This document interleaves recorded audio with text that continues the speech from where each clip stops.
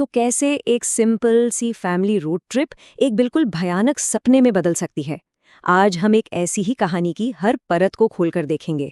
ये समझने की कोशिश करेंगे कि डर और सस्पेंस को कैसे बुना जाता है, ताकि एक मामूली सा सफर एक ऐसा खौफनाक अनुभव बन जाए जिसे भुलाया न जा सके। हाँ, यही वो सवाल है जो इस पूरी कहानी की जड़ में है। आखिर कैसे एक हंसता खेलता खुशहाल परिवार का सफर एक ऐसे बुरे सपने में तब्दील हो जाता है जिसे वो जिंदगी भर भुला नहीं सकते। चलिए इस गुत्थी को सुलझाने की शुरुआत करते हैं। ठीक है, तो चलिए कहानी में उतरते हैं। सबसे पहले बात करते हैं कहानी की शुरुआत की, वो हिस्सा जहां हम किरदारों से मिलते हैं और उनकी बिल्कुल सीधी सादी मासूम सी योजना के बारे में जानते हैं। तो मिलिए इस परिवार से। पिता हैं रवि, जो एक मार्केटिंग मैनेजर हैं। माँ है अंजलि, एक फ्रीलांस ग्राफिक डिजाइनर और काफी कॉन्फिडेंट ड्राइवर भी। और साथ में हैं उनके 2 बच्चे, 8 साल की पीहू जो हर चीज जानना चाहती है, और 5 साल का चंचल चिंटू। मतलब दिल्ली का एक बिल्कुल आम सा परिवार, जिन्हें ये अंदाजा तक नहीं है कि उनका ये सफर उनके रिश्तों की एक भयानक परीक्षा लेने वाला है। और इनका प्लान तो भाई एकदम सीधा साधा था। सर्दियों की छुट्टियों में बस 100 किलोमीटर ड्राइव करके रेवाड़ी में अपने नाना नानी के गांव जाना। सुनने में कितना नॉर्मल और सेफ लगता है ना? और सच कहूं तो यही सादगी आगे आने वाले खौफ को और भी ज्यादा डरावना बना देती है। तो अब हम आते हैं कहानी के अगले पड़ाव पर, वो पड़ाव जहां इस बिल्कुल नॉर्मल सी दुनिया में पहली बार डर और कुछ अनहोनी के संकेत मिलने शुरू होते हैं। और यहाँ पर ना एक बहुत ही दिलचस्प टकराव देखने को मिलता है। एक तरफ है अंजलि का पूरा आत्मविश्वास और दूसरी तरफ है रवि का डर। अंजलि को लगता है कि भाई 80-100 किलोमीटर चलाना कौन सी बड़ी बात है, और वो भी दिन में। लेकिन रवि उन सुनी सुनाई बातों से परेशान है कि वो हाईवे भूता है। ये जो विश्वास और अंधविश्वास की टक्कर है ना, ये असल में डरावनी कहानियों का एक बहुत पुराना तरीका है आने वाले खतरे की आहट देने का। और फिर इस डर को और भी पक्का कर देती है नानी की सुनाई हुई वो कहानी। एक ऐसी कहानी जो बच्चों के मन में और खासकर छोटे चिंटू के जहन में डर का एक छोटा सा बीज बो देती है। सोचिए, ये कहानी के अंदर एक और कहानी है जो सुनने वालों को आगे होने वाली भयानक घटनाओं के लिए जैसे तैयार कर रही हो।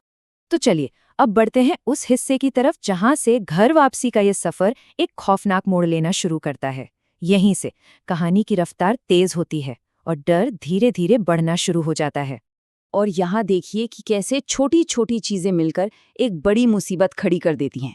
पहले तो घर से ही देर से निकले, फिर रास्ते में टायर पंचर हो गया। मतलब एक के बाद एक ऐसी देरी हुई कि दिन का सारा उजाला ही खत्म हो गया। और अब वो उसी सुनसान हाईवे पर रात के अंधेरे में घने कोहरे के बीच ड्राइव करने पर मजबूर थे। अब जरा गौर कीजिए कि डर कैसे परत दर परत बढ़ता है।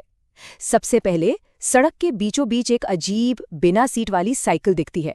फिर कुछ ही पल बाद ठीक वैसी ही साइकिल अब सड़क के किनारे नजर आती है। और फिर हेडलाइट्स की रोशनी में अचानक एक लंबा कंबल में लिपटा साया दिखता है और पलक झपकते ही गायब हो जाता है। हर एक घटना पिछले वाले से ज्यादा परेशान करने वाली थी।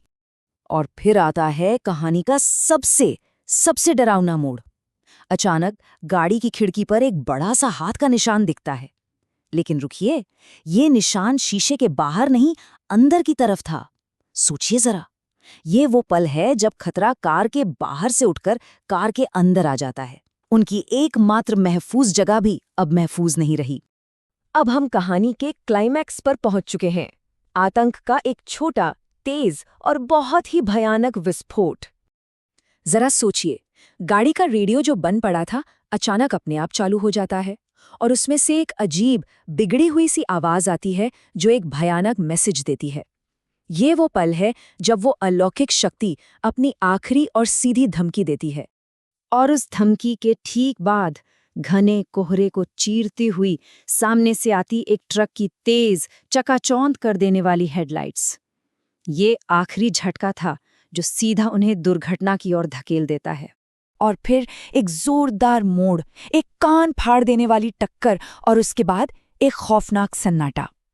कहानी का ये क्लाइमैक्स अचानक हुई इस हिंसा और उसके बाद की अजीब सी खामोशी के साथ खत्म होता है। तो चलिए अब देखते हैं कि इस सब के बाद हुआ क्या। अब हम कहानी के उस हिस्से में हैं जहां सब कुछ खत्म हो जाता है। लेकिन ये कोई साफ सुथरा अंत नहीं है।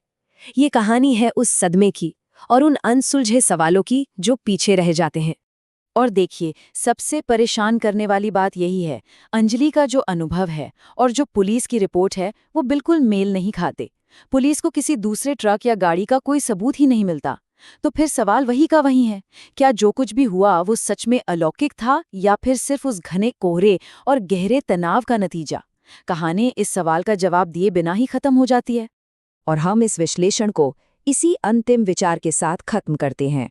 ये हमें एक यादगार और कुछ हद तक परेशान करने वाला ख्याल देता है कि दुनिया में शायद ऐसे कई राज छुपे हो सकते हैं जो हमारी समझ से परे हैं। और कभी-कभी कोहरे की उस चादर के पीछे सिर्फ पानी की बूंदें ही नहीं होती,